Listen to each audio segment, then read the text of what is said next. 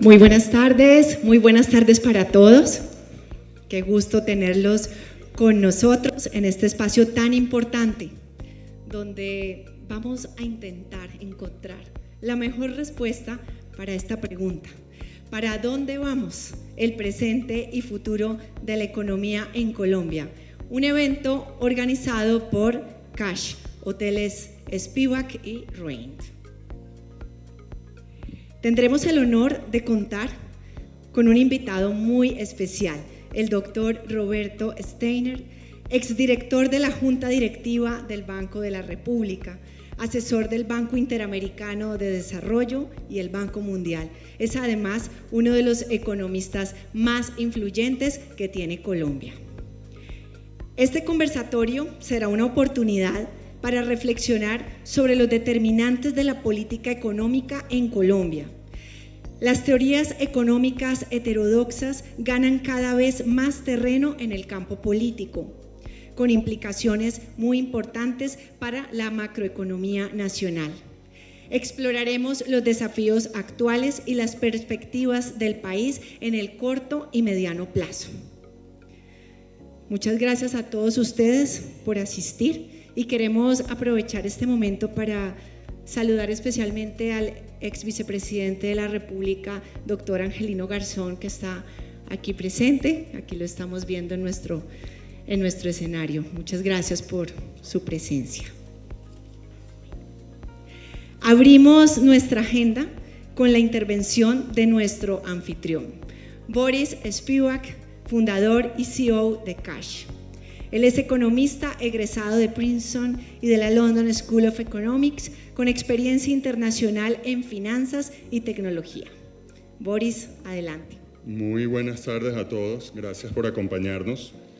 Nos enorgullece continuar con nuestra serie de conversatorios sobre la coyuntura política y económica en Colombia. Hace unos meses fuimos organizadores y anfitriones de una charla con el doctor Leopoldo Ferguson, quien nos habló las lecciones del Premio Nobel de Economía del 2024. Y me alegra reconocer entre el público varias caras que estuvieron con nosotros entonces y que hoy nos acompañan nuevamente. Ante nada, quisiera darle una calurosa bienvenida al doctor Roberto Steiner. Muchísimas gracias por acompañarnos hoy. También quisiera darle la bienvenida a Daniel Calderón de Visa y a Javier Vargas de Rain. Daniel viajó desde Costa Rica y Javier viajó desde los Estados Unidos para poder estar aquí hoy. Gracias por venir y bienvenidos a Cali. Yo soy el fundador y CEO de Cash. Somos una empresa fintech que nacimos en Holanda y salimos al mercado en Colombia en enero de este año. Hemos llegado a democratizar las finanzas en dólares en Colombia. Con la aplicación Cash, cualquier colombiano puede abrir una cuenta bancaria en dólares en Estados Unidos desde su celular, sin monto mínimo de apertura, sin cuota de manejo y sin necesidad de visitar un banco. De la mano de Rain y Visa, sacamos al mercado la primera tarjeta Visa en la región andina en dólares, basada en tecnología blockchain. Cash es para mí producto de experiencias vividas y amargas. Yo nací y crecí en Venezuela, donde me tocó ser testigo de la peor hiperinflación del mundo en ese momento. Gracias a las acciones del gobierno de Venezuela, el que no tenía dólares guardados lo perdió todo. Perdió sus ahorros, sus pensiones y sus ingresos. Entonces, Cash representa la libertad financiera. Nuestra misión es que todos los latinoamericanos tengan acceso a finanzas en dólares desde su celular.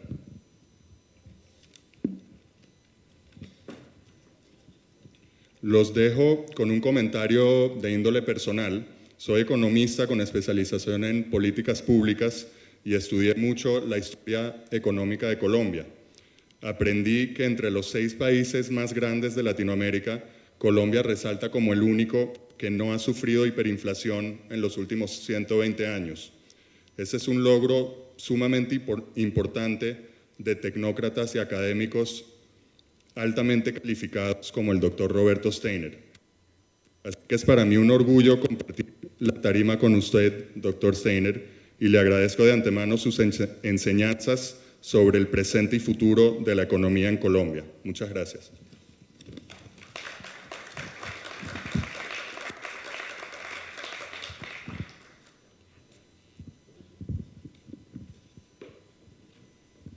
Muchísimas gracias, Boris, por este preámbulo. Bueno, y contamos, por supuesto, con un invitado muy especial. Y damos paso entonces a la conferencia del doctor Roberto Steiner, economista de la Universidad de los Andes, con estudios doctorales en la Universidad de Columbia. Fue director del Departamento de Investigaciones del Banco de la República, director del sede de la Universidad de los Andes, director ejecutivo alterno en el Fondo Monetario Internacional y director ejecutivo de Fedesarrollo. Se desempeñó como miembro de la Junta Directiva del Banco de la República entre octubre de 2019 y febrero de 2025. Ha sido consultor del BID, la CEPAL, la CAF y el Banco Mundial, así como miembro de diversas juntas directivas, incluidas la Bolsa de Bogotá, Ecopetrol y Bancolombia. Ha escrito y editado varios libros y cuenta con numerosas publicaciones tanto en Colombia como en el exterior. ¿Para dónde vamos? Presente y futuro de la economía en Colombia. Doctor Steiner, bienvenido. Al finalizar la presentación, vamos a abrir un espacio de preguntas para que por favor aprovechen este espacio y puedan aclarar todas sus dudas e inquietudes, reflexiones que nos quieran compartir. Doctor Steiner, bienvenido. Bienvenido. ¿Para dónde vamos?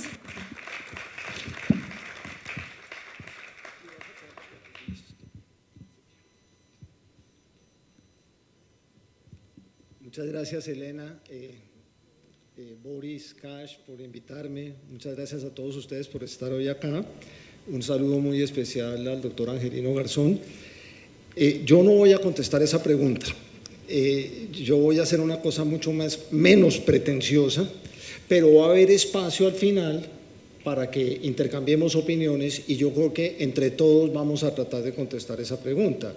Esa pregunta no la puede contestar un especialista en política monetaria, tienen que contestar mucha gente especialista en distintos sectores, en distintas actividades económicas. Yo voy a contestar una pregunta importante, pero más sencilla. Vamos a ver si esto me funciona bien. Voy a hacer unas reflexiones sobre política monetaria. Va a sonar un poco académica esta presentación. Y tengo una ecuación, y cuando se la mostré a Boris, se molestó con toda la razón y le dije, no, tranquilo. Esa ecuación es sencilla, pero es importante, porque voy a contestar esta pregunta. ¿Para dónde van las tasas de interés? Eso es muy importante y depende de una cantidad de cosas, pero ustedes tienen una gran ventaja de tenerme a mí acá hoy, y es que yo sé cómo fija las tasas de interés el Banco de la República. Ustedes tienen una idea de cómo las fija, yo sé, entonces les voy a explicar cómo lo hace. Pero eso sonó muy pretencioso. Hagan de cuenta que hay una ajiaco, yo soy de Bogotá, una ajiaco. Yo les puedo decir a ustedes que la ajiaco tiene 3 papas, que tiene mazorca, que tiene pollo, que tiene aguacate, que tiene guascas. Pero, ¿cuántas guascas? ¿Cuánto pollo? ¿Cuántas lo que quieran? Eso es materia de discusión. Entonces, yo lo que voy a hacer es mostrarles la receta grande para que cada uno entienda cuáles son los determinantes que utiliza el Banco Central para fijar las tasas de interés. Pero voy a dar mis opiniones sobre algunos de esos determinantes y ustedes pueden tener opiniones diferentes, pero van a tener la receta. Entonces creo que es académico, pero creo que es útil para ustedes. Y por supuesto, es importante entender cómo fija el Banco de la República la tasa de interés, porque eso tiene efecto sobre muchas otras cosas. Desde el año 2000, el Banco de la República opera bajo lo que se llama un esquema de inflación objetivo. Inflation Targeting, eso es hoy en día más o menos como se maneja la política monetaria en casi todas partes del mundo. Y en esencia, dice que el banco fija una meta de inflación, que es esa cosa que se llama pi estrella, por un horizonte de tiempo. La fija el banco. Hay países en que no la fija el Banco Central. Por ejemplo, en Brasil solía fijarla el gobierno. El banco hacía la política monetaria, pero la meta la ponía el gobierno. Acá la meta la pone el Banco Central. Y utiliza como instrumento la tasa de interés. Fija una tasa de interés típicamente a un día y la conocemos como la tasa de política monetaria. A esa tasa de interés el Banco de la República le ofrece al sistema financiero, en esencia, toda la liquidez que el sistema financiero quiera y le recibe con un castigo toda la liquidez que el sistema financiero le sobre, pero fija una tasa de interés a un día. Esa tasa de interés se fija en un contexto que es muy importante y que tiene que ver con temas que obviamente a ustedes les interesan mucho. La tasa de cambio en Colombia flota. Al Banco Central le preocupa dónde está la tasa de cambio, por supuesto, y voy a hablar mucho de eso, pero no fija la tasa de cambio. La tasa de cambio la fija el mercado en función de una cantidad de cosas, en particular en función de la tasa de interés que fija el Banco de la República. Eso es muy distinto al país que había cuando yo empecé a trabajar en el Banco de la República hace muchos años. No se utilizaba este esquema de inflación objetivo, la tasa de cambio era más o menos fija, era controlada, y lo que se hacía era fijar la cantidad de dinero. Eso es historia patria. Hoy en día lo que se hace es esto.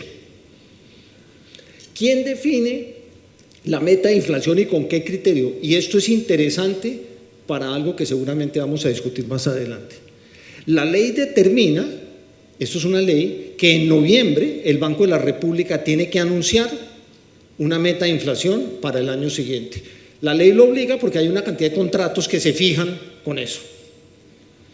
¿Quién la fija? La Junta Directiva del Banco de la República. Desde hace muchísimos años la ha fijado en 3%.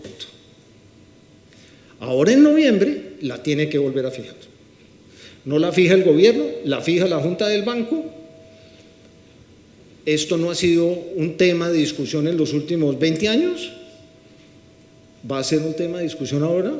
No lo sé, quizás.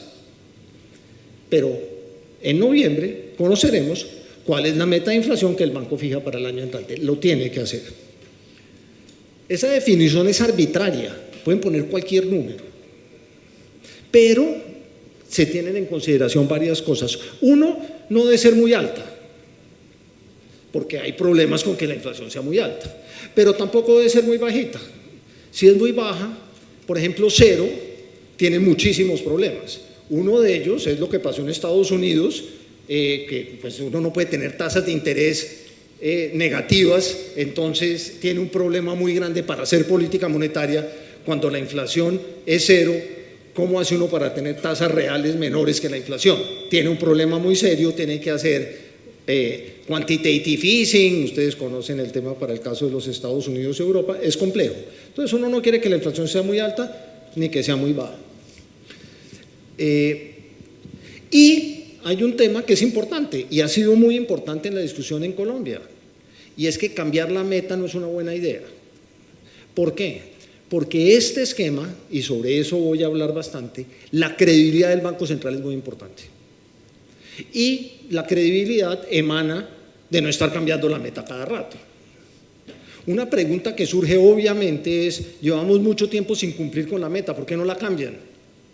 Hombre, porque si la cambian, después le van a decir, cuando no la vuelva a cumplir, pues la va a volver a cambiar, la va a volver a cambiar y pierde toda su gracia tener una meta de inflación. Sobre eso voy a volver en un momento. Ya, esta es la ecuación, pero no se asuste. La tasa al lado izquierdo, esto es la tasa de interés a un día. No me voy a cansar de repetir que esta es una tasa a un día, que fija el banco, depende de una cosa muy importante que después les explico, que es la tasa real de interés de largo plazo. Es una cosa rarísima, ahorita vamos a ver qué es eso. Depende de la meta de inflación, que ya les expliqué. En el caso de Colombia es 3%. Y depende de estos dos términos. Esta es la diferencia entre lo que la gente cree que va a ser la inflación y la meta del Banco Central. Si la gente cree que la inflación va a ser mucho más alta que lo que está diciendo el Banco Central, el banco tiene que tener tasas de interés más altas. Suben las tasas de interés. y este término que es la diferencia entre el nivel del producto y el nivel del producto potencial. Es la diferencia entre la actividad económica corriente y la actividad económica que potencialmente puede producir la economía. Si este número es positivo, quiere decir que la economía tiene una actividad muy grande, eso también sube las tasas de interés. Entonces, la tasa a un día depende de una cosa que les explico ahora más adelante y de estos tres términos que son relativamente sencillos. La meta de inflación, aquí, la meta de inflación, la diferencia entre las expectativas y la meta y este término que es la diferencia entre el producto y el producto potencial. Fíjense que aquí puse en cursilla el nivel. Esto es muy importante que se tenga en consideración y se los voy a explicar a continuación. Muy sencillo para entender esta confusa ecuación es qué pasa cuando la economía está más o menos en equilibrio. Cuando yo llegué a la Junta del Banco en noviembre de 2019 era una situación más o menos de equilibrio antes del COVID, en que las expectativas de inflación coincidían con la meta. La inflación llevaba buen tiempo muy cerca del 3%, las expectativas de inflación eran 3%, el producto coincidía con su nivel potencial, entonces era muy sencillo. ¿Cuál es la tasa de interés? Pues simplemente estos dos términos, la tasa de interés real y la meta de inflación. En ese momento, y acuérdense de este número, la tasa de interés real se estimaba en 1.75, la meta de inflación era 3, la tasa de interés durante 18 meses fue 4,75. Durante casi 2 años, el Banco de la República no cambió la tasa de interés. La inflación y las expectativas de inflación estaban donde el banco quería que estuviesen y se estimaba que el producto estaba en su nivel potencial. Sencillísimo, era el anterior gerente del Banco Central, Juan José Chavarría, andaba por todo el país con un gráfico y sacaba pecho y decía, llevamos casi 2 años sin mover las tasas de interés, era el escenario perfecto. Bueno, después vino el COVID y pasaron miles de cosas. ¿Dónde estamos hoy? Aquí tengo la tasa de política monetaria. Esta es la tasa de interés a un día que fija el Banco Central, es la línea azul, hoy en día es 9.25%. La inflación, esto es sin que considerar el dato que salió la semana pasada, subió un poco, es para propósitos prácticos 5%, un poco menos de 5%. Y estas son las expectativas de inflación a 1 año y a 2 años. Y miren ustedes, y esta es la meta de inflación, 3%. Miren ustedes lo que yo les decía por allá en 2019. La tasa de inflación, las expectativas de inflación, todas estaban muy cerca de la meta, 3%. La tasa de interés era el 4.75% que les mostré. Vino el COVID, la actividad económica se fue para el diablo, obviamente las tasas de interés bajaron un montón, después se disparó la inflación, las tasas de interés subieron un jurgo y ahora estamos acá, con unas tasas de interés del Banco Central muy superiores a la tasa de inflación, es decir, una tasa real de interés muy restrictiva, que el señor presidente nos lo recuerda todos los días cada vez que se refiere al Banco Central, que están acabando con la economía, ustedes lo escuchan todos los días decir eso.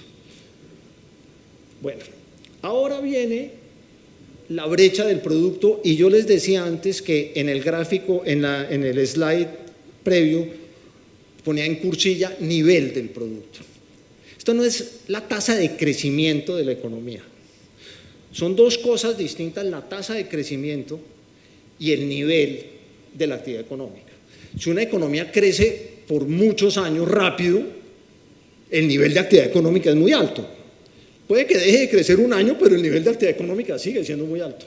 O viceversa, una economía puede dejar de crecer por mucho tiempo, entonces su nivel de actividad económica es muy bajo. La paradoja de Colombia es que, aunque hoy la economía crece más o menos entre 2 y 3%, no es ninguna maravilla, pero tampoco es un desastre, lo que es interesante es que el Producto Interno Bruto y su componente más grande, que es el consumo de los hogares, es mucho más alto que la tendencia que trae históricamente. Entonces, a pesar de que la economía no crece mucho, está en un nivel de actividad económica relativamente alto y el consumo privado, que es el principal determinante de la inflación, está en un nivel mucho más alto que la tendencia. Esto lo que sugiere es que la brecha del producto es positiva. Esto es debatible. Esto habrá gente que dice, no, pero mire la inversión se desplomó y está muy por debajo de la tendencia. Es un tema de discusión. Y por eso digo, les doy la receta, pero los ingredientes, la cantidad de ingredientes, cada uno tendrá que hacer un juicio al respecto. Pero hoy en día, si uno compensa esto con esto, uno puede decir el nivel de actividad económica probablemente está cerca de su potencial. Ese no es un argumento para tener una política monetaria particularmente efectiva. Lo más complejo, y aquí es donde creo que voy a dar los argumentos para que después en la conversación podamos todos intervenir.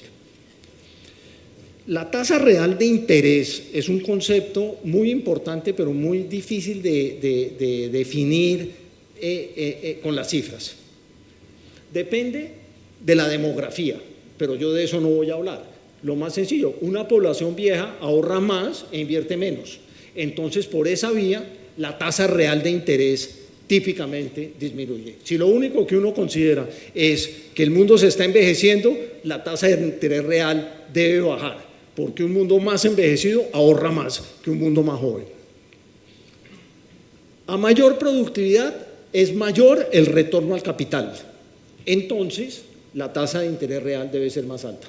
Pero esos son temas de los cuales yo no quiero hablar. Olvidémonos de estos dos y concentrémonos en los siguientes, que son más fáciles de racionalizar. El desbalance fiscal aumenta la tasa real de interés. Y la aversión al riesgo aumenta la tasa real de interés. Esas dos cosas son incontrovertibles.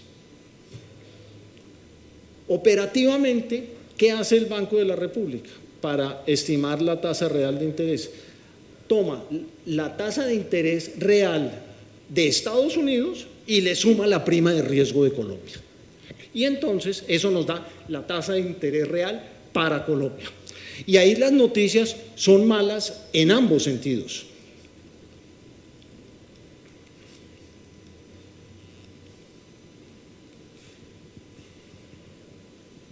Esto ya no funciona. ¿La podemos pasar, por favor? La tasa de interés real en Estados Unidos. Miren, antes del COVID, esto es el Federal Funds Rate, la tasa de interés a un día que fija la Reserva Federal. Esta es la inflación en Estados Unidos y calculo la tasa de interés real como la diferencia entre esa tasa nominal que fija la Reserva Federal y la inflación.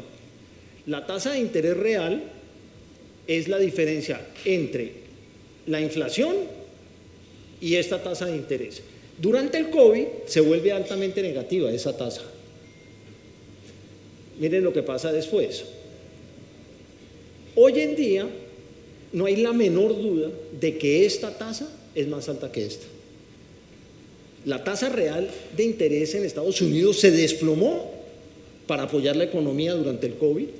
Tuvo que subir bastante cuando vino la inflación que resultó del COVID y de las famosas cadenas de suministro y que los contenedores contaban una fortuna y la guerra de Ucrania que aumentó los precios de los insumos agropecuarios. En fin, no hay ninguna duda de que esa tasa de interés hubo de subirse, pero hoy en día, mire dónde terminamos, en una tasa de interés real que antes era 0 y hoy puede ser 100 o 150 puntos básicos. Esa es la tasa de interés real en Estados Unidos. Si uno le pregunta a un economista americano por qué la tasa de interés real en Estados Unidos es tan alta, probablemente la respuesta va a ser porque hay un problema fiscal muy serio. Nosotros no somos el único país del mundo que tenemos problemas fiscales, allá también. Pero entonces, el primer componente para calcular la tasa de interés real nuestra es el de ellos, y ellos tienen un problema. Y a eso sumémosle el pequeñísimo problema que tenemos nosotros. Y este es el gigantesco deterioro fiscal que ha visto este país. El deterioro fiscal de este país no se lo inventó este gobierno. Colombia viene con un desbalance fiscal desde hace tiempo. Este es el balance total y este es el balance primario que le quita a esto los intereses que hay que pagar sobre la deuda. Colombia tiene un déficit antes de pagar intereses del orden de 2 o 3% del Producto Interno Bruto. Eso no se lo inventó este gobierno, esto venía de antes, hay toda una discusión, esto se justificaba por el COVID, pero esto ya no se justifica, en fin. Pero lo que sí es clarísimo, y ustedes lo escuchan todos los días, y a mí me tocó escucharlo durante 5 años en la Junta del Banco de la República, es este gobierno diciendo, el problema fiscal lo heredamos del anterior gobierno. Eso es una bobada, porque pues la función de un gobierno no es criticar al anterior, sino si heredó un problema, pues es tratar de corregirlo, no de volverlo más grande. Y eso es exactamente lo que ha sucedido. Hoy en día la situación fiscal, que de por sí era mala cuando llegó este gobierno, es más mala. Y sobre eso vamos a conversar ahora más adelante. Ustedes dirán cuáles son las reales perspectivas de que eso mejore. Yo soy muy escéptico. Y consecuencia de ese deterioro en las finanzas, miren lo que le pasa a la deuda pública como porcentaje del Producto Interno Bruto. Esto es increíble. Esto era 45% del PIB antes del COVID, ahora puede ser 65%, con un agravante, y es que la exposición al riesgo cambiario es más grande, porque encima de eso, un porcentaje más alto de esa deuda está en moneda extranjera. Entonces, la fragilidad de la economía colombiana queda más que reflejada en este que es el último gráfico que les presento, que es la prima de riesgo medida por los credit default swaps, lo que vale asegurarse contra un default del soberano en los distintos países de América Latina.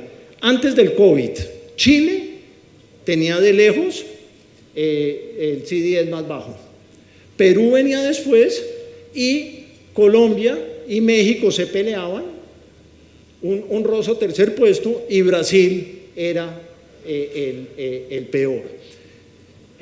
Por aquí perdemos el grado de inversión, empiezan todos los problemas fiscales, se dispara, dejamos de parecernos a México,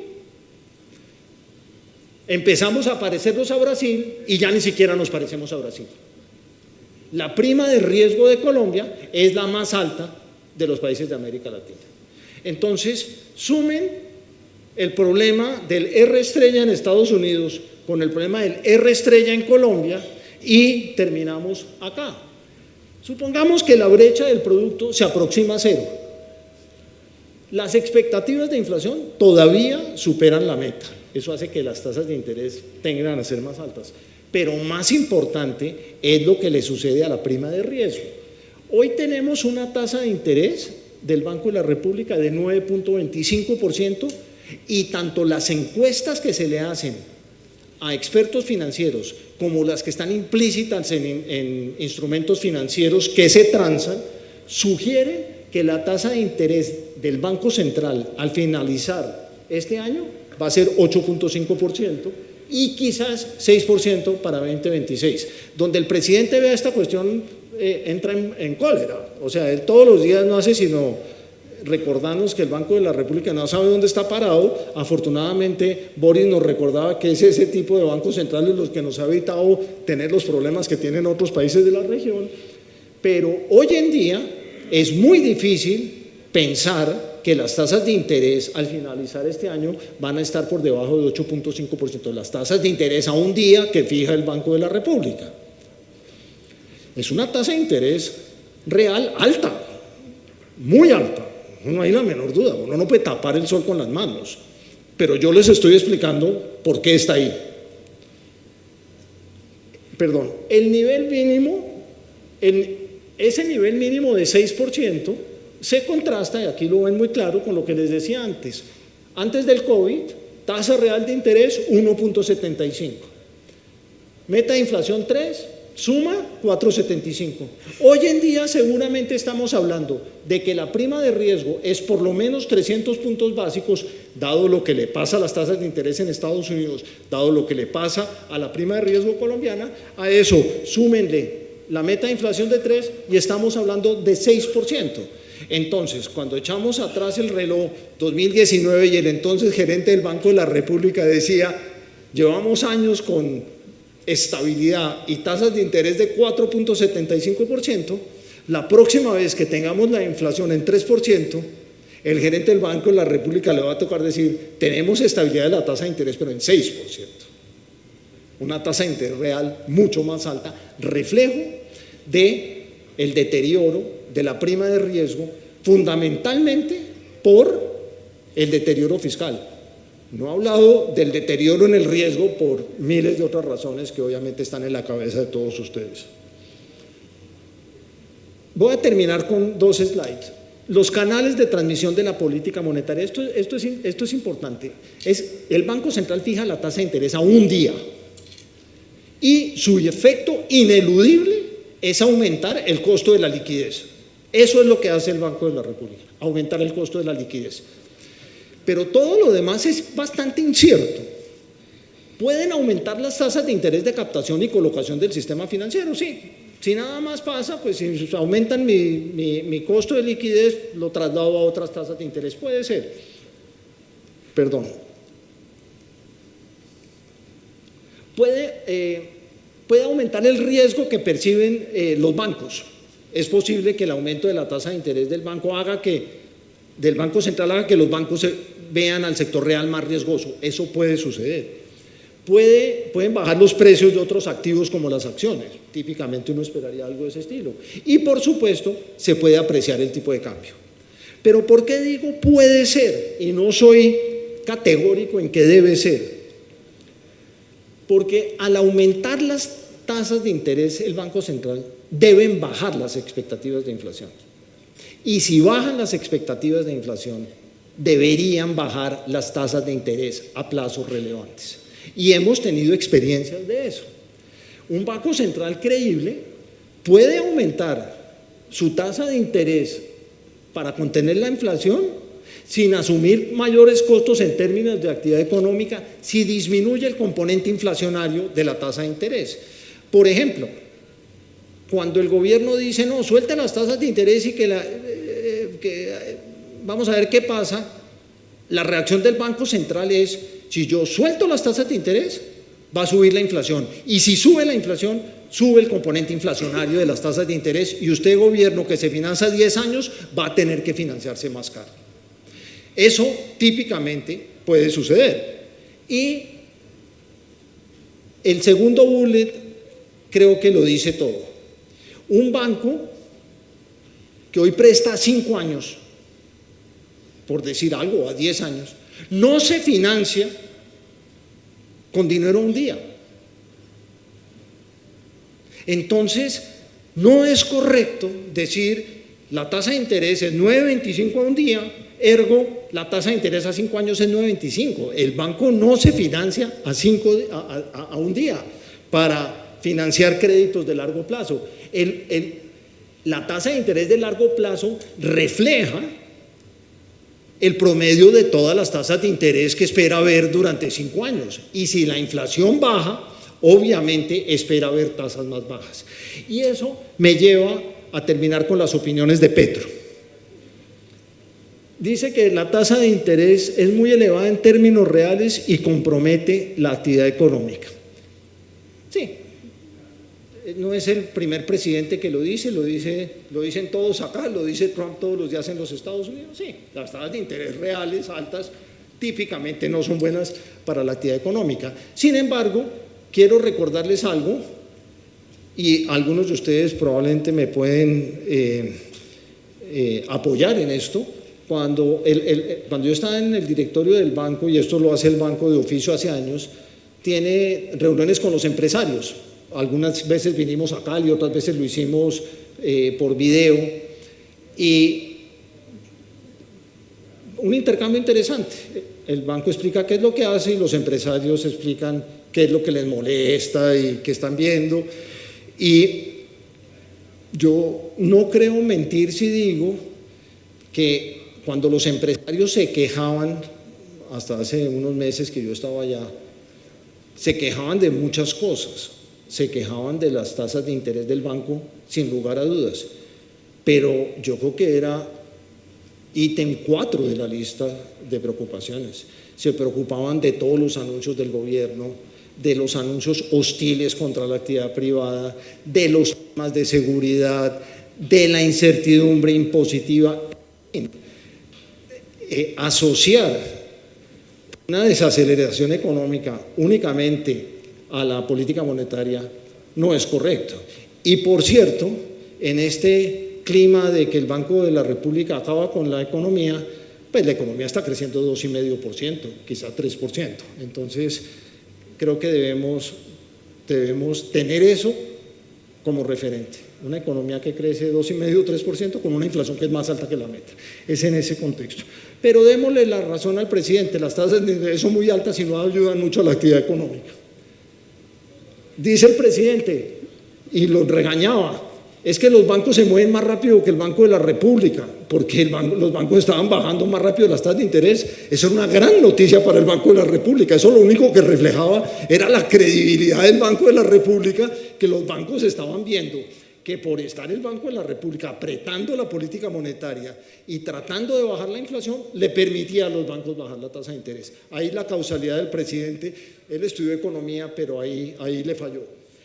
Y, por supuesto, la peor incongruencia del señor presidente es decir que la dinámica perversa de la deuda pública es porque ha subido el costo de la deuda y ha subido el costo de la deuda porque el Banco de la República sube las tasas de interés.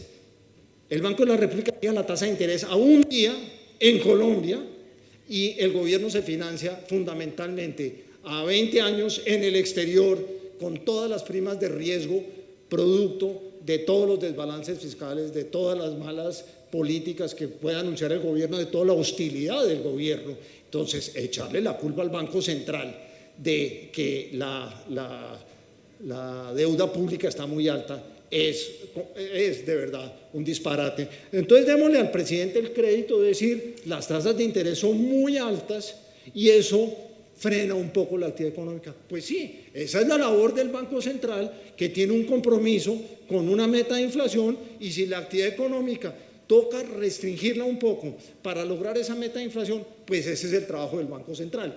Afortunadamente tenemos una institucionalidad que le ha cumplido al país y que yo espero que le siga cumpliendo, y no reaccionar defensivamente a ese tipo de críticas. Es el oficio de un banco central acá en los Estados Unidos y en cualquier parte del mundo, ser la piedra en el zapato del gobierno, a veces también del sector privado, por supuesto, eso es entendible, pero termino esto diciéndoles, bueno,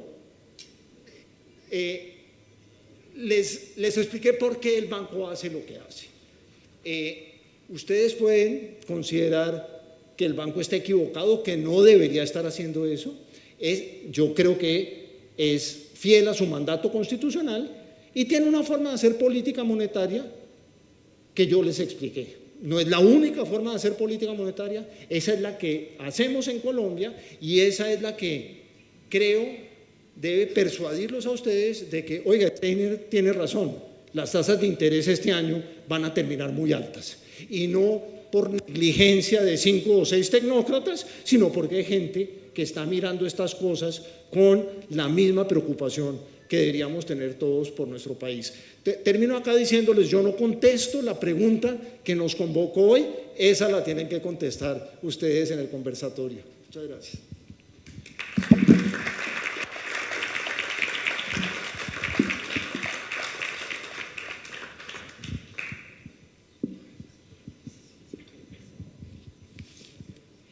Bueno, muchísimas gracias al doctor Steiner por este amplio panorama que nos presenta frente a cómo las tasas de interés influyen e impactan la actividad económica de nuestro país. Me han llegado algunas preguntas, entonces voy a comenzar por estas preguntas que tengo aquí y luego abrimos el micrófono, por supuesto, para todos ustedes, quienes deseen también preguntarle al doctor Steiner.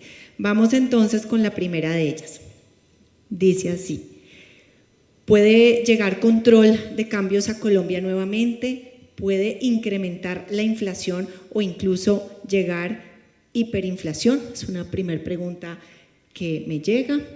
¿Quieres que vaya avanzando en las otras o vamos resolviendo una a una? Pues es que no sé cómo son las otras. Ya te voy contando cómo son las otras. Bueno, la segunda pregunta que me llega dice así: ¿cuál es la razón por la cual, en medio de la gran incertidumbre económica, política en Colombia, el dólar no se haya disparado e incluso se haya revaluado? Siempre, en todas las charlas, siempre le preguntan a uno, ¿qué va a pasar con el dólar? Y yo siempre digo lo mismo, a mí me invitan a estos foros porque me imagino que tengo algo de credibilidad. Y tengo algo de credibilidad porque esa pregunta nunca la contesto. Yo no tengo ni idea para dónde va el dólar, pero detesto las explicaciones casuísticas de por qué está revaluado. ¿Qué es el narcotráfico? No sé, no tengo ni idea. Hay dos cosas importantes. Una es que el dólar se ha depreciado en general y en eso pues la apreciación del peso no es sino mirar la cuestión invertida. Pero la respuesta obvia son las tasas de interés del Banco Central. Obviamente, si el Banco de la República tuviera las tasas de interés 200 o 300 puntos más abajo, no tengo la menor duda de que el tipo de cambio se depreciaría significativamente. Eso no hay la menor duda. Hoy en día es un buen negocio, Boris, traer plata a Colombia a muy corto plazo. Es decir, a menos que uno tenga unas expectativas de depreciación rápida en el muy corto tiempo, pues el carry que hay con esas tasas de interés acá es gigantesco. Entonces, no hay la menor duda de que la explicación fundamental de por qué el peso es fuerte a pesar de todos estos disparates que hace este gobierno y todos estos anuncios que hace este gobierno es la política monetaria del Banco Central.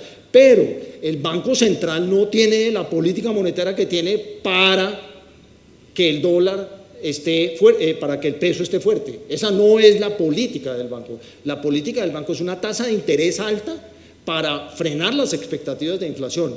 Tiene como consecuencia que aprecia el tipo de cambio. Quiero hacer total claridad sobre eso. Aquí no se trata de decir el Banco de la República tiene las tasas de interés altas para que no se le deprecie el tipo de cambio. Eso no es correcto. La primera pregunta, control de hiperinflación. Son dos preguntas distintas. Control de capitales. Yo me crié como economista y varios de ustedes también en un país lleno de controles de capitales. Esos pasaron de moda, esos son inefectivos. Pues no más, Boris, los anuncios que nos dice de que uno puede abrir cuentas acá y allá con el app, ¿no? O sea, controles de capitales en el mundo de hoy. Me parece que eso no tiene mayor sentido. Y por cierto, típicamente en Colombia cuando se habla de controles de capitales es control a que salgan los capitales. Y aquí yo tengo en memoria una frase de Miguel Urrutia, el famoso gerente del Banco de la República, que en paz descanse. Miguel, hablando de los controles de capitales, decía que eso es como cuando uno lo invitan a una fiesta. Uno no va a una fiesta por buena que sea si cree que nunca lo van a dejar salir. Entonces, con los controles de capitales pasa lo mismo. Controles a la salida de capitales lo que hace es prevenir la entrada de capitales. Y imagínense ustedes en la actual situación de Colombia, en que el gobierno está pues con la totuma pidiendo plata, uno ponerle controles a las entradas de capital. Eso sería un suicidio. Entonces yo creo que están totalmente descartados. Dependen de la Junta del Banco de la República. Yo estuve ahí 5 años y yo creo que el tema nunca se discutió. Yo no le veo ningún apetito a eso. Por allá ya pasamos y esa no es una historia para repetir. Hiperinflación, yo creo que está totalmente descartado con la institucionalidad que tenemos. Porque la institucionalidad que tenemos es la que les acabo de explicar. Entonces, tendría que cambiar esto para darle relevancia a esa pregunta. No me sorprendería que una de las preguntas que me hagan más adelante es: ¿va a cambiar esa institucionalidad? Bueno, ese es otro tema. Bueno, precisamente hablando del gobierno nacional, aquí tenemos otra pregunta que dice: ¿cómo interpreta usted la intención del gobierno actual de tomar control de la Junta Directiva del Banco de la República? ¿Por qué haría ese control? ¿Qué implicación tendría para la tasa de cambio y la inflación? Y hay un último punto que nos llega que dice: ¿qué pasaría con la inflación y la tasa de cambio si el gobierno de Petro se queda en el poder? ¿Qué pasaría con la inflación y la tasa de cambio si hay un cambio de gobierno? A la luz de lo que acaba de suceder en Venezuela. Son interrogantes que nos llegan y que por supuesto… Después me repites la última pregunta. Claro que sí. Control del Banco de la República. Yo nunca me he autocensurado. Critico al gobierno, lo critiqué cuando estaba en la Junta del Banco, lo hago, no tengo por qué no hacerlo. Me parece que, y fui bastante sincero en críticas al gobierno y en críticas a las opiniones del presidente sobre la política monetaria, pero el presidente no ha hecho nada que controvierta la independencia del banco. El presidente ha adherido a lo que la Constitución le permite, y es que cada 4 años debe cambiar a 2 miembros del directorio. Yo tuve la fortuna de que ni yo me quería quedar, ni él quería que yo me quedara, y me cambió, pero él no me cambió porque le dio la gana cambiarme, él me cambió porque la ley y la Constitución le dicen que cada 4 años debe cambiar a 2 personas, y él escoge las 2 personas que quiera cambiar, y debe poner las 2 personas que él quiera, cumpliendo ciertos requisitos de edad, de experiencia profesional. Sacó 2 personas, al suscrito y a otro colega, que se parecían un poco a mí, que se pareció un poco a mí, y puso 2 personas diferentes, que piensan distinto. Eso en sí mismo no implica ninguna interferencia del gobierno en el banco. Estas personas piensan distinto, pero cuando se posesionaron, juraron cumplir con la Constitución y la ley. Y la Constitución le da al Banco de la República algo que es muy importante, y es que le da un mandato de tener una inflación baja y estable. La Constitución y la ley le dan, y el doctor Angelino me podrá corregir, le da funciones a los ministerios, y a una cantidad de organismos del Estado, les da funciones. Al Banco de la República le da un mandato, y uno jura cumplir con ese mandato. Entonces, yo creo que el banco está muy blindado respecto a que lo tome el gobierno. El próximo cambio que tiene que haber en el directorio del banco es en un año, porque va a cambiar el ministro de Hacienda, que es miembro de la Junta del Banco. Pero no va a haber cambios adicionales a menos que alguien renuncie, pues, pero los próximos cambios son en 4 años. Entonces, yo creo que en este ambiente sombrío, en lo económico, en lo político, el desastre que pasó con el asesinato del senador Miguel Uribe, yo creo que en ese ambiente sombrío hay que buscarle lados positivos a las cosas, y el lado positivo es ciertas instituciones importantes, fuertes, y creo que el Banco de la República está ahí blindado, por lo menos por un buen tiempo. Entonces yo estoy tranquilo a ese respecto. La otra pregunta que nos llega, pues básicamente nos habla de 2 escenarios. ¿Qué pasaría con la inflación y la tasa de cambio si el gobierno de Petro se queda en el poder? ¿Y qué pasaría con la inflación y la tasa de cambio si tenemos un cambio de gobierno? Bueno, yo no voy a especular sobre lo político, si el gobierno se queda en el poder o no, pues aquí hay elecciones y yo me imagino que el gobierno no se va a quedar en el poder. El partido del presidente puede ganar las próximas elecciones, pues sí, claro que las puede ganar, puede perder. Entonces la pregunta yo no la interpreto como si el gobierno se va a quedar en el poder, me parece que yo no utilizo esas palabras. pero evidentemente el partido de gobierno se puede quedar en el poder. ¿Qué implicaciones tendría eso para la política monetaria? La implicación inmediata es que tendríamos un ministro de Hacienda el 8 de agosto del año entrante que más o menos se parecerá al que tenemos hoy en día. Pero los cambios en el directorio del banco solo se van a suceder dentro de casi 4 años. Entonces, si un gobierno de izquierda vuelve a ganar, pues le toca aguantarse esto. Porque hoy en día, en el directorio del Banco Central, y aquí no estoy diciendo ninguna infidencia, las minutas de la Junta son públicas. En la Junta hay 7 miembros y la Junta está dividida entre 4 personas y 3 personas y el bloque mayoritario piensa así. Y las decisiones se toman por votación. Entonces yo creo que el punto de vista que yo compartí con ustedes, la forma de entender la política monetaria que yo compartí con ustedes, hoy en día es la visión mayoritaria de la Junta, como quedó escrito en las minutas de la pasada Junta, cuando la Junta no bajó las tasas de interés. Eso parece que las hubiera escrito yo.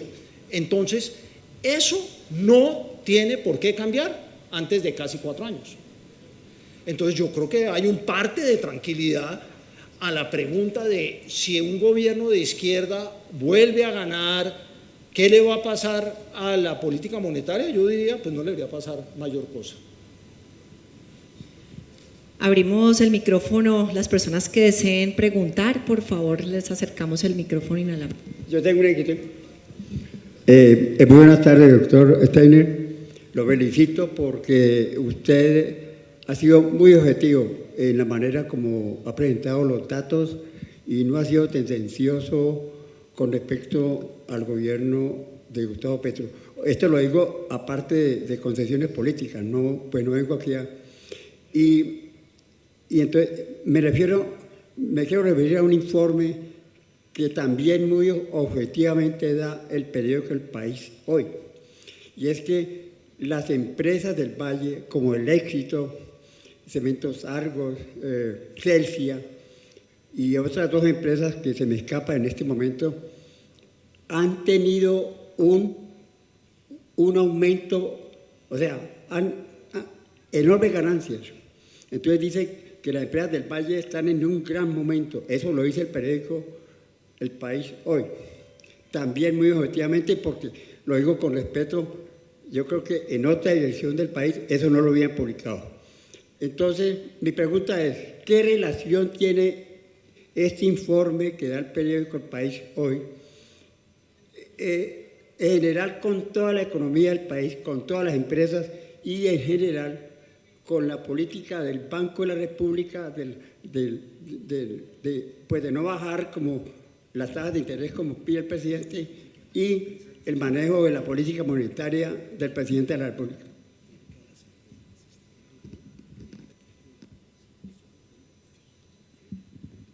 No estoy seguro de haber escuchado muy bien su pregunta, pero creo que va a que el reporte de hoy en el periódico es que a las empresas les está yendo muy bien. ¿Eso fue lo que usted dijo?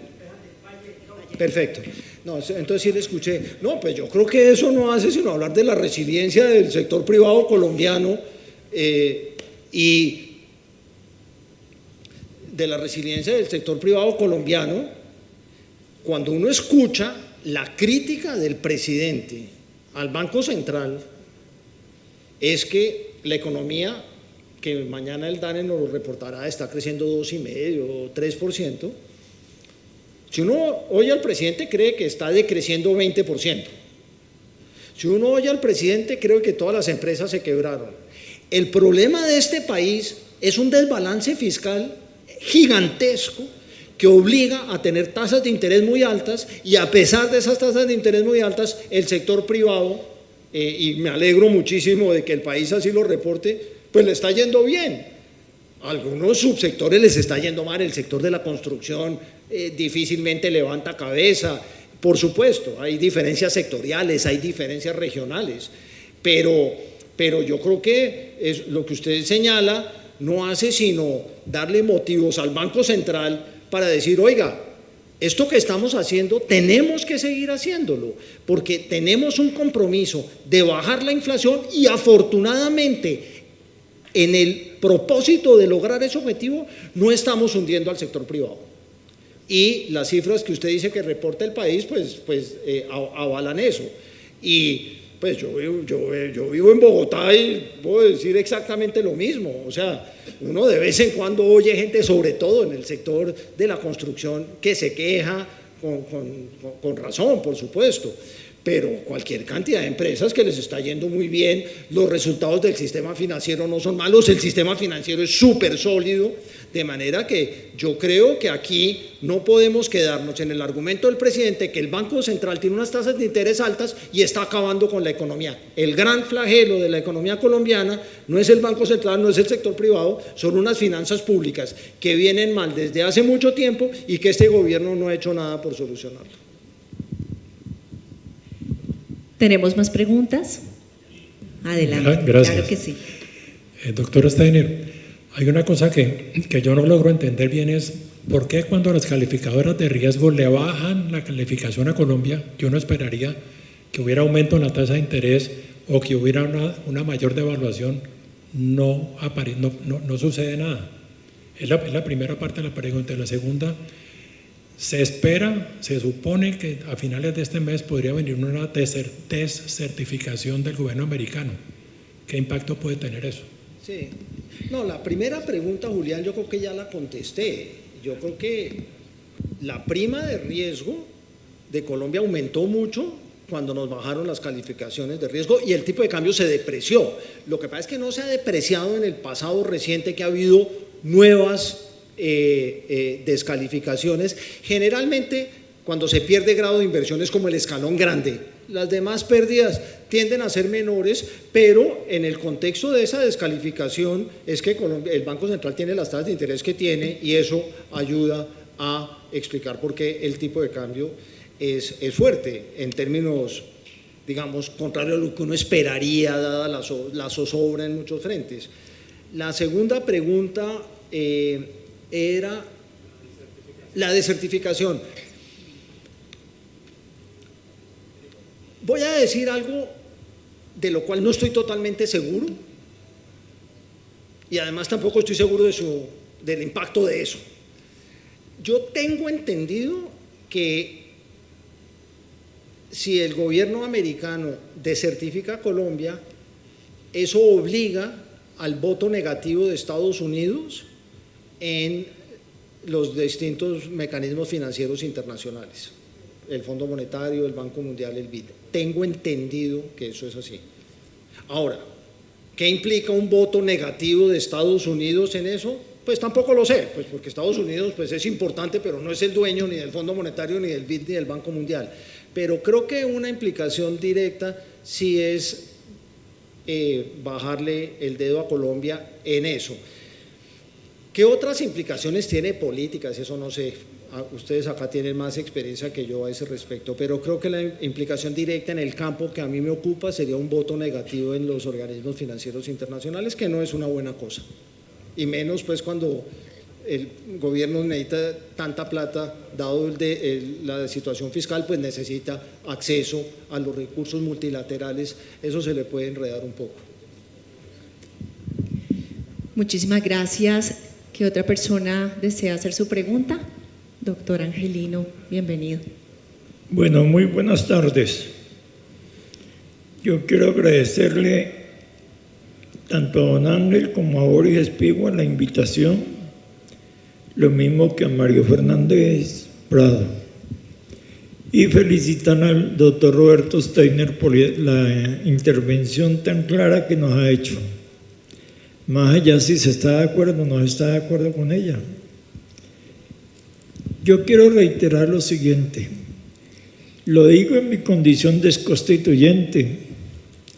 Yo fui miembro de la Asamblea Nacional Constituyente por la lista de la Alianza Democrática M19 y que encabezaba Antonio Navarro Bolo.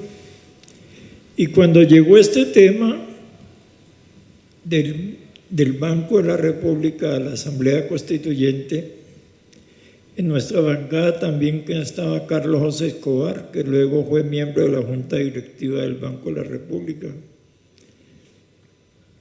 Ahí se hizo una pregunta frente a la autonomía del Banco de la República. ¿Esto significa que el gobierno en materia de política financiera va a perder autonomía frente al Banco de la República o cede poder? Y tuvimos que decirle, sí señor, aquí lo que se trata es de blindar la economía colombiana para que todo no dependa del presidente de la República o de su ministro de Hacienda. Aquí necesitamos tener un organismo autónomo que contribuya también a blindar y a definir la política económica colombiana sobre la base de protegerla frente a altas tasas de inflación o frente a políticas monetarias unilaterales del gobierno. Entonces yo quería decir esto, doctor Roberto, para reiterar lo que usted ha dicho, que la autonomía del Banco de la República es un mandato constitucional y afortunadamente ese punto de la Constitución del 91 no ha sido modificado y creo que en cualquier reforma constitucional que se vaya a hacer hacia adelante tenemos que proteger esta autonomía del Banco de la República frente a los temas financieros. Ahora, yo creo que, y es mi sugerencia aquí a don Ángel y a Boris, que sería bueno que aquí en este mismo sitio se hiciera un conversatorio con los precandidatos o candidatas que aspiran a llegar a la presidencia de la República, porque están resolviendo los problemas del país, o se está de acuerdo o se está en desacuerdo con Petro, pero no nos están diciendo cómo es que van a gobernar, por ejemplo, en estos temas económicos tan complejos, o cómo es que van a encarar los temas del futuro económico y financiero de Colombia, y cómo van a manejar el tema de la deuda externa, y sobre todo una cosa, que cómo logramos tener una política de evitar que los gastos superen los ingresos que nosotros tenemos. Es que la clave es que los gastos personales o institucionales no pueden ser superiores a los ingresos, porque no la gente termina quebrándose. Esa fue por lo menos mi experiencia como gobernador del Valle del Cauca, cuando yo logré que en este departamento los ingresos del departamento fueran siempre inferiores a los gastos y tener una política de ahorro. De modo que yo diría que tranquilo que esa autonomía del Banco de la República está mandatada por la Constitución Nacional. Y por más que brinque y patalee el presidente o el ministro de Hacienda, no es posible cambiar esa dinámica política. No es posible. Y cualquier candidato o candidata a la presidencia de la República que nos vaya a decir en su campaña que llega a cambiar la autonomía del Banco de la República, pues tendría que modificar la Constitución y por lo tanto se le olvida que tiene que cumplir y hacer cumplir la Constitución Política Nacional. Esas eran mis reflexiones y muchas gracias. No, muchas gracias, doctor Angelino, tiene usted toda la razón y tal vez se le olvidó decirlo o estaba implícito en lo que usted estaba diciendo. Esa legitimidad que tiene esa Asamblea Constituyente es toda, era una asamblea tripartita entre el Partido Conservador, el Partido Liberal y la Alianza Democrática M19. Esto no fue un partido imponiendo en una constitución a otra, eso tiene toda la legitimidad política, de manera que pues encantado de oírlo a usted mencionar eso y tiene toda la razón. Yo también, como usted, doy un parte de tranquilidad respecto a el futuro de esta institucionalidad que creo que le ha rendido frutos al país. ¿Alguna otra intervención? Atrás. Ok. Entonces tenemos dos. Buenas tardes, ya buenas noches, doctor Steiner. Muchas gracias nuevamente por su presencia y presentación. Quizá aprovecho el micrófono para un par de preguntas. La primera, bueno, quizá con una observación. Me da algo de tranquilidad su énfasis en que sigue existiendo la independencia, digamos, técnica del Banco de la República, lo cual me lleva a la primera pregunta. Entonces, ¿qué hacer de las sugerencias o digamos, intenciones del presidente Petro, por ejemplo, de imprimir dinero y de tener mayor circulación de efectivo en la economía? Si hay la independencia, parecería que eso está fuera de su alcance, pero ¿qué hacer de esas aseveraciones, esas intenciones? Y quizá como segundo, bueno, ya lleva meses sin volver a mencionarlo, pero en cierto momento sí lo mencionó frecuentemente. Y la segunda es, ¿qué tan confiables son los datos del DANE? Otros gobiernos de similar inclinación política, digamos Argentina en su momento, simplemente dejó de publicar datos. Al inicio tergiversaba los datos, eventualmente dejó de publicarlos. Entonces, ¿qué tan confiable es esa cifra de crecimiento del PIB y de la actividad económica? Sí. Empiezo por la segunda pregunta. Yo creo que el DANE hace bien su trabajo, es demorado, pero yo nunca no he tenido razones para sospechar del DANE. Tienes razón de que en otros países, el caso de Argentina, pues fue típico. Ahora en Estados Unidos, el presidente Trump acaba de despedir a la persona que hacía los datos de desempleo porque no le gustaron, y encima de eso creo que les dio la orden de que ahora no los produzcan mensualmente, sino trimestralmente. Por aquí no hemos pasado. Yo no tengo ningún reparo con lo que hace el DANE. Es un poco lento el DANE, pero solo mañana vamos a conocer el dato del crecimiento del segundo trimestre. Eso es un poco lento. En Estados Unidos lo producen en tiempo real, pero después lo revisan 50 veces, entonces uno tampoco sabe de qué queda ese afán. Creo en el DANE, no veo problema a ese respecto. Imprimir dinero, y vuelvo al tema del doctor Angelino. Nosotros hablamos de independencia del banco, pero la Constitución no dice que el banco es independiente. La Constitución dice una cosa toda más interesante: el banco es autónomo técnicamente, administrativamente y patrimonialmente. El banco no tiene que pedirle plata al gobierno para funcionar. Es más, como todo banco central del mundo, es hasta buen negocio. Entonces tiene buenas oficinas, paga buenos salarios, en fin. El banco es autónomo, tiene un mandato, ya les dije cuál era, pero no les mencioné algo que es importantísimo y que va a tu pregunta. La Constitución y la ley le prohíben al Banco de la República darle crédito de emisión al sector privado no financiero.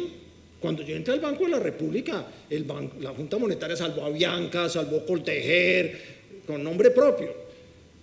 La Constitución del 91 prohíbe darle crédito a alguien del sector privado distinto del sector financiero, y establece que solo le puede dar crédito monetario al gobierno si hay unanimidad del voto de la Junta Directiva.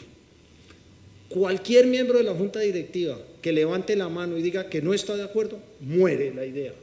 En 32 años, 34 años que llevamos de institucionalidad, nunca ha llegado a la Junta esa consideración. Eso does not fly. Eso está muerto. Mientras haya ahí una sola persona como el suscrito, esa idea no va. Quiero aquí recordarles que esa propuesta del presidente de emitir, él no fue el único que la hizo. También hubo apoyo, no voy a dar nombres y apellidos, de importantes dirigentes gremiales que en su momento dijeron que el banco debería financiar monetariamente al gobierno. Entonces, seamos justos en la crítica, no solo fue el presidente el que dijo eso, sino también un muy importante líder empresarial. Y eso no ha sucedido nunca y a mí no me cabe en la cabeza que vaya a suceder. Entonces, por ahí no es el problema. Por ahí no es el problema. Muchísimas gracias, doctor.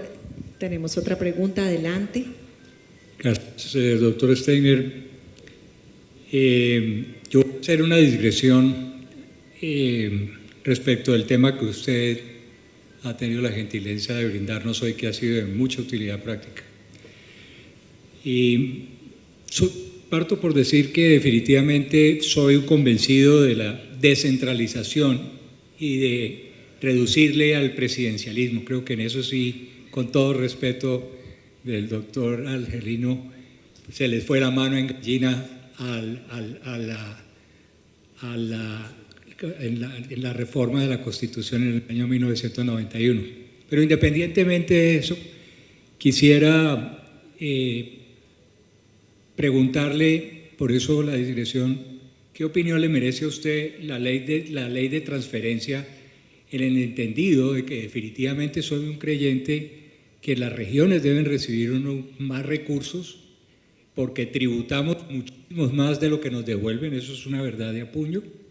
¿Y cómo cree usted que, habiendo tan buen ambiente en el Congreso y que entiendo que hay mayorías absolutas respecto del tema, pues puede modificar el escenario de las finanzas públicas en Colombia?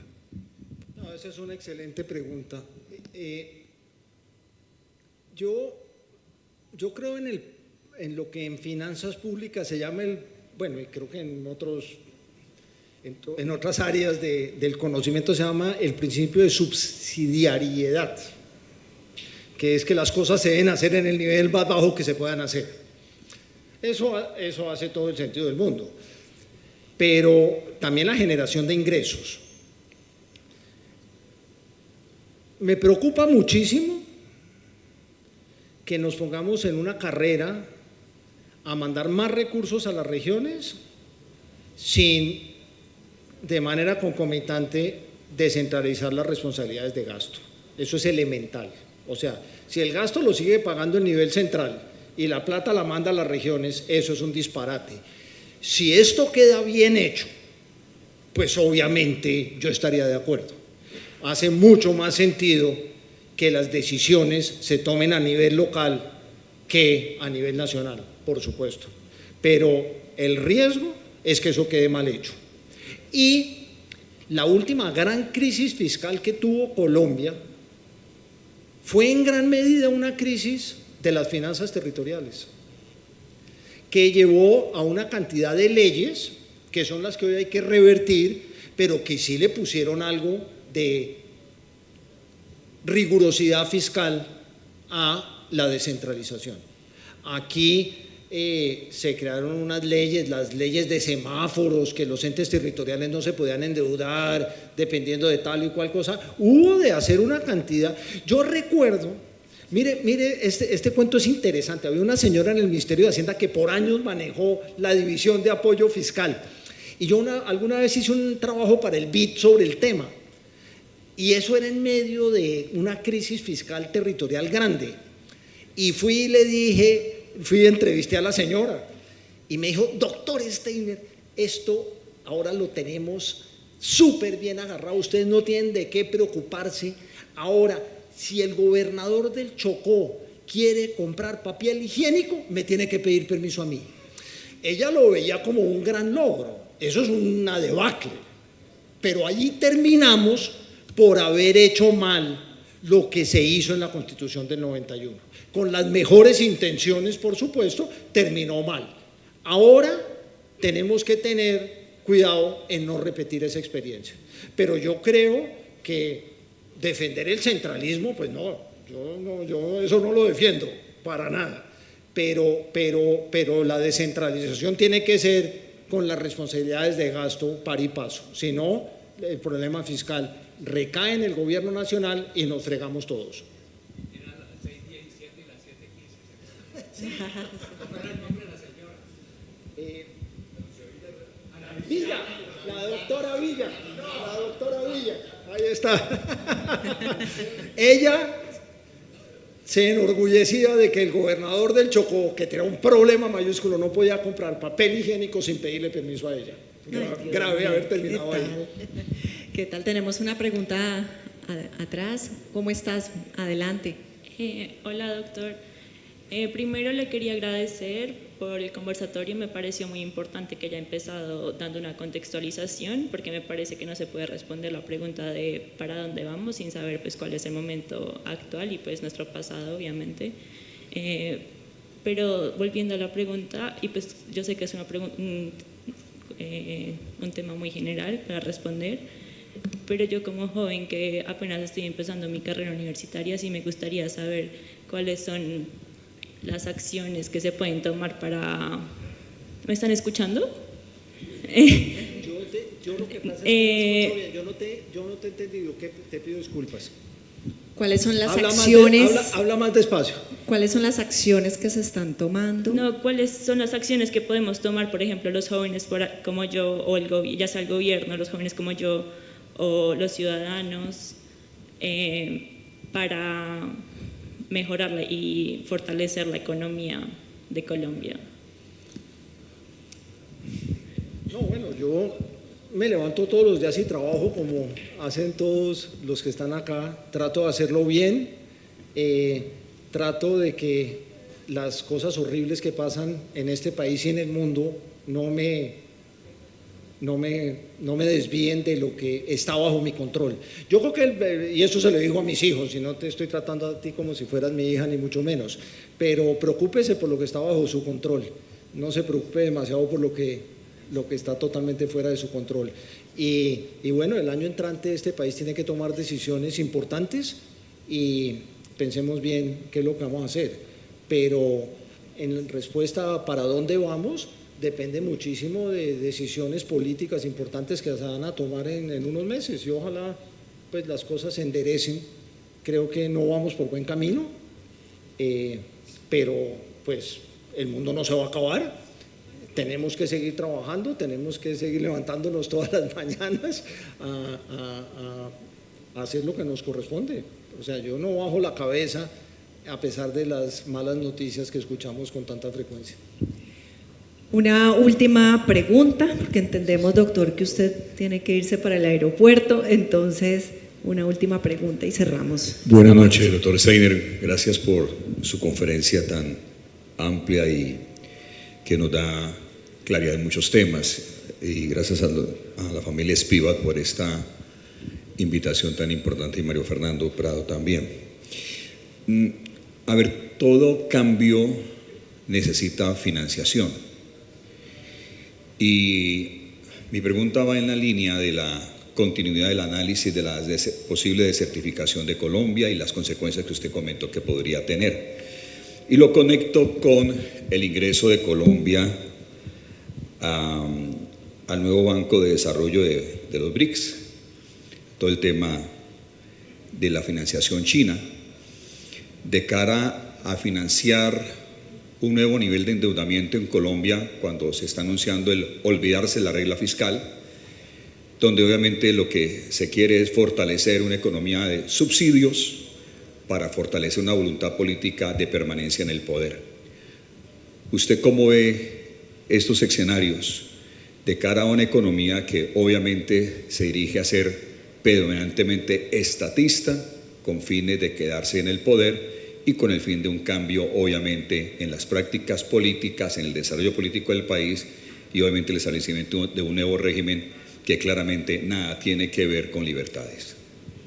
Sí, yo creo que no me meto con el tema último que usted toca, que va más allá de lo económico, pero yo estoy de acuerdo con usted. Yo creo que además de tener una situación fiscal muy delicada, que creo que no se puede tapar el sol con las manos, usted toca un punto que es muy importante, y es en qué nos estamos gastando la plata que está produciendo ese desbalance fiscal. Y eso tiene unas connotaciones políticas muy importantes. Y lo que usted señala, yo hago mías sus palabras. Yo veo eso con muchísima preocupación y bueno, repito, es una reflexión que tenemos que hacer de cara a las decisiones que tenemos que tomar el año entrante. Bueno, pues muchísimas gracias, doctor, por este espacio tan amplio que nos ha brindado, tan enriquecedor, todas estas reflexiones que nos entrega, a todos ustedes por participar. De verdad, muchísimas gracias y que tengan un feliz regreso a Bogotá a continuar con su agenda y todas sus actividades. Muchísimas gracias. Muchísimas gracias. Nosotros seguimos. Bueno, para moderar un poco este espacio de conversación, tenemos unas preguntas que van a inspirar la discusión y quiero empezar por la primera de ellas. Empecemos por lo básico. ¿Qué son Cash y Rain y qué problemas están resolviendo para los usuarios en América Latina? Muchas gracias, Elena. Hablo primero por Cash. Cash es una aplicación que permite a cualquier persona en Colombia abrir una cuenta bancaria en Estados Unidos desde su celular y tener acceso a servicios financieros en dólares, ahorrar en dólares, enviar y recibir dólares, por supuesto gastar en dólares con una tarjeta Visa Cash que funciona en 180 países alrededor del mundo. Es una tarjeta tanto virtual, que funciona con Google Pay, Apple Pay, como física, que las estamos enviando ahora desde Estados Unidos. Y el problema que estamos resolviendo es, yo diría fundamentalmente dos problemas. Uno es, hay muchas personas en Colombia, y está como cada vez más la tendencia de profesionales que viven en Colombia, trabajan en Colombia, pero perciben sus ingresos en el extranjero. Para no irnos muy lejos, aquí en Pacific Mall hay una serie de odontólogos, médicos que están participando en el tema de turismo médico, tienen a sus clientes que vienen desde afuera y necesitan poder cobrarles a esos clientes en Estados Unidos. Y asimismo hay freelancers, nómadas digitales, ingenieros, incluso abogados que viven en Colombia pero trabajan para empresas en el extranjero y utilizan Cash para poder cobrar, básicamente. El segundo problema es personas preocupadas por la dirección en la que va el país, algunos de los temas que tocó el doctor Steiner, hacia dónde va la inflación, hacia dónde va la política económica, monetaria, y utilizan plataformas como las nuestras para poder ahorrar en dólares, para poder proteger su patrimonio. En Colombia, probablemente muchos de ustedes saben, siempre han existido productos financieros offshore, pero eran sumamente costosos. ¿Sí? Un banco tradicional, un Bancolombia, siempre ha ofrecido cuentas bancarias en Panamá, en Estados Unidos, con montos mínimos de apertura sumamente altos y con procesos de apertura de las cuentas engorrosos y lentos. Entonces, por eso nosotros estamos democratizando esas finanzas en dólares y haciéndolas accesibles a cualquier colombiano. Javier, en el caso de Rain. Sí, primero que nada, muy emocionado de estar aquí, así que gracias por la oportunidad, Boris, de seguir colaborando.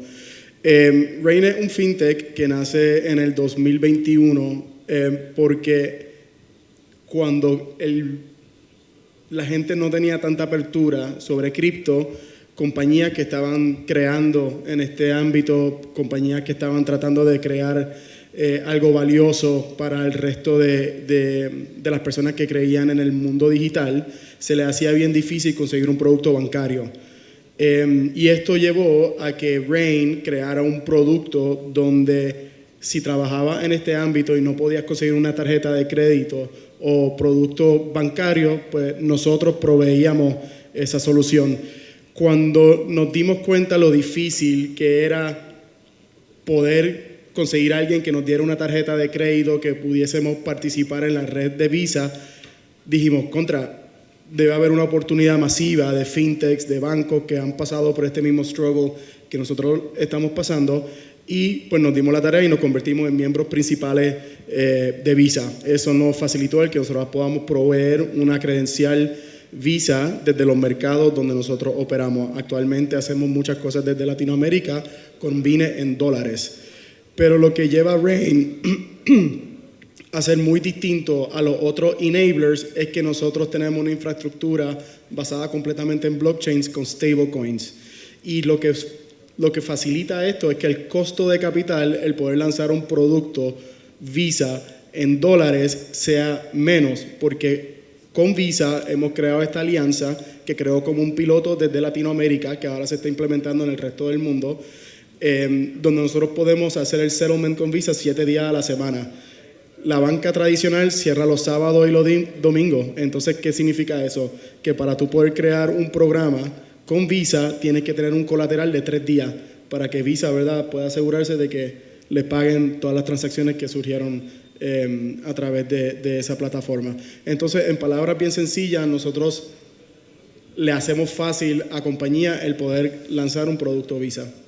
Hay algo muy importante y para nadie es un secreto: la confianza lo es todo en las finanzas. ¿Qué da a las personas la confianza para guardar su dinero con cash y gastarlo con una tarjeta emitida por Rain? Sí, si quieres yo comienzo esta. Pues volviendo al tema, nosotros somos una compañía regulada en los Estados Unidos y en los territorios de Estados Unidos, entonces nosotros tenemos que cumplir con todas las leyes federales. Eso quiere decir que tenemos que hacer un KYC, AML y hacer constantemente OFAC screening, transaction monitoring, todo eso. Nosotros, al poder ser miembros Visa, facilitamos que las personas que son clientes de cash puedan transaccionar alrededor de todos los merchants, todos los negocios que aceptan Visa alrededor del mundo. Al ser miembro principal, nosotros también tenemos la oportunidad de innovar y poder hacer productos que son sumamente saludables y seguros a través de Visa. Desde el punto de vista nuestro, nosotros también estamos registrados como Money Services Business en Estados Unidos. Significa que tenemos que seguir todas las regulaciones que mencionó Javier.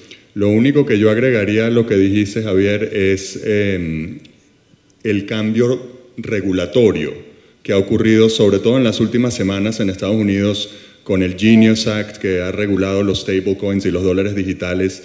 Y ese es un enorme cambio, es decir, ahora los emisores de los digital dollars tienen que tener reservas en un banco en Nueva York auditadas por auditores externos, terceros, es decir, hay una absoluta transparencia sobre esos dólares digitales y eso es lo que ha causado que se vuelvan totalmente mainstream y todos los bancos en Estados Unidos están utilizando y ofreciendo stablecoins y esa es como la ola que está llegando ahora a América Latina y permitiendo la dolarización o por lo menos tener la opción de dolarización para muchas personas.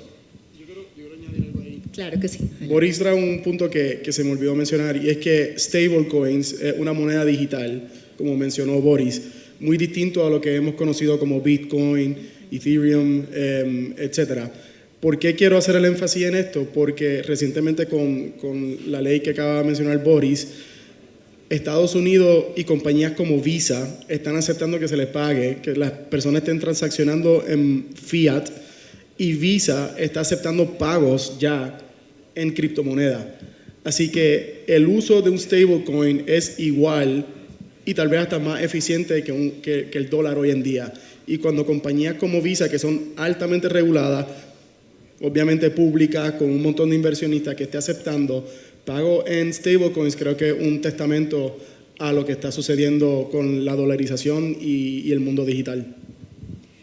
Bueno, vamos cerrando este espacio de conversación y hay algo bien interesante. Plataformas como Cash están ayudando a muchos usuarios a evitar por completo los bancos tradicionales. ¿Qué dice esto sobre el futuro de la infraestructura financiera en Latinoamérica?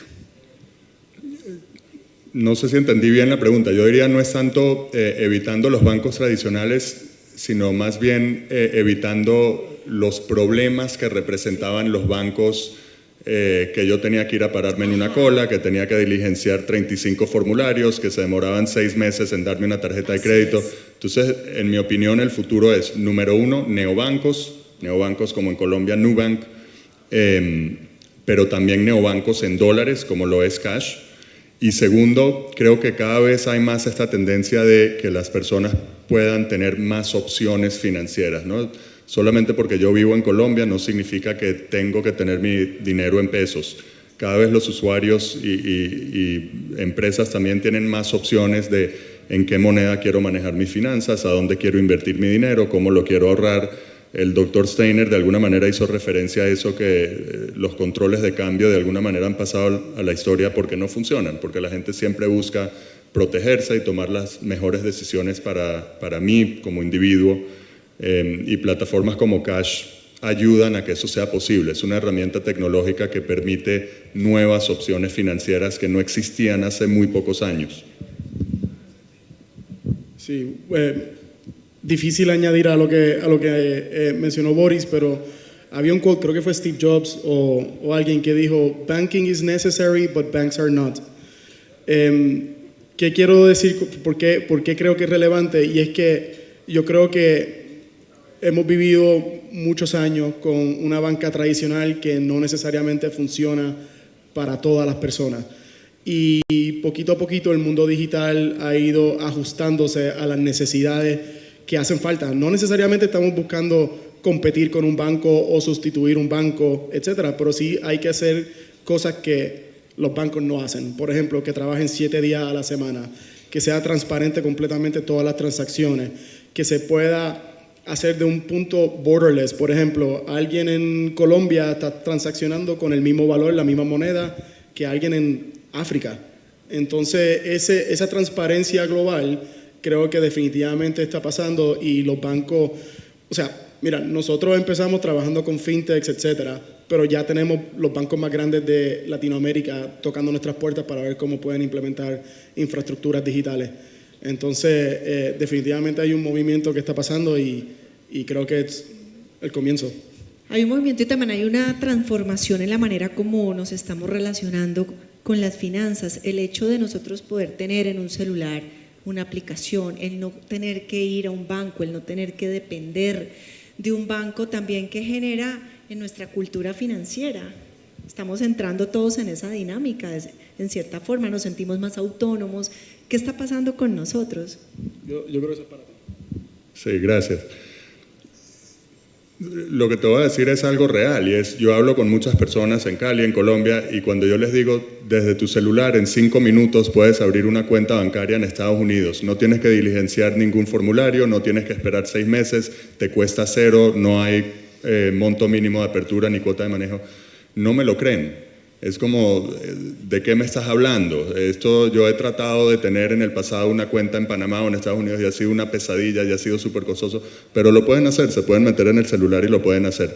Entonces, como decía, son nuevas tecnologías que están ofreciendo más opciones. Al final creo que de eso se trata, es que los individuos tengan más opciones de cómo manejar su dinero. Bueno, no, pues muchísimas gracias. No sé si haya algo que anotar, que Creo añadir. que vi algunas preguntas Algunas del público. preguntas del público, claro. ¿Alguien que quiera hacer una pregunta, un comentario? Perfecto. Atrás. Alza la mano, por favor. Acá.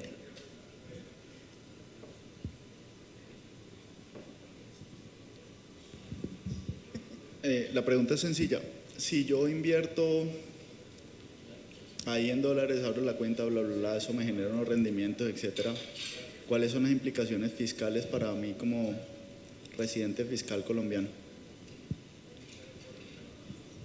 La respuesta corta es que desde el punto de vista de la DIAN, todo ciudadano debe declarar sus activos a nivel mundial. O sea, si es una cuenta bancaria en Colombia, es igual que una en Estados Unidos o una en la China. Si mis activos son en pesos o en dólares, es igual que si están, por ejemplo, en una obra de arte muy valiosa. Desde el punto de vista de la DIAN es exactamente igual la obligación de declarar. La respuesta más larga es que las entidades financieras fuera de Colombia no tienen el intercambio de información automática con la DIAN que tienen los bancos en Colombia. Entonces, desde el punto de vista de las entidades colombianas, digamos que tendrían que hacer una investigación y tener causa para hacer una investigación de activos que no están en Colombia. ¿Alguna otra pregunta? Gracias. Quiero saber, entiendo pues cómo funciona la aplicación, puedes abrir la cuenta desde el celular, me imagino, y te pueden consignar dólares allá. ¿También se pueden aquí o no? Sí, por supuesto. La aplicación está conectada con todos los bancos en Colombia a través de PSE. Ok. Eso era lo que yo quería saber. Por PSE, no en efectivo, si de pronto hay algo en dólares. No, no en efectivo. Todo tiene que estar por el sistema bancario. ¿Y lo mismo allá, solamente transferencias? ¿Y el CEL también funciona? Sí, el CEL también funciona. Ok, listo. Gracias. Tenemos otra pregunta acá adelante, a mi izquierda.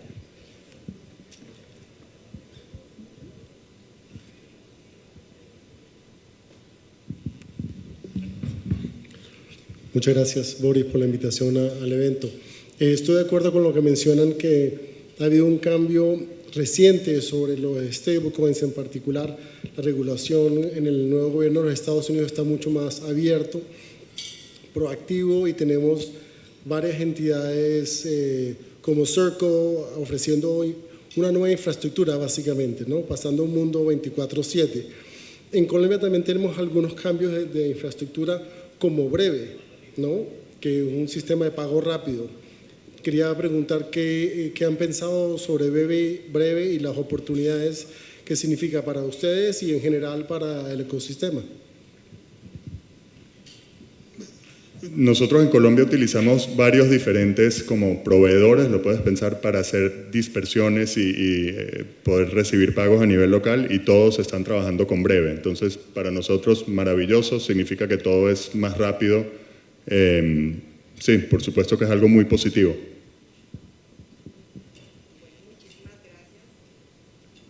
Muchísimas gracias. Ya no tenemos más preguntas. Bueno, pues realmente muchas gracias a todos por habernos acompañado, a ustedes dos por este espacio tan interesante. Bueno, una pregunta, si uno quiere abrir una cuenta en dólares, ¿con cuánto hay que abrirla? ¿O no importa?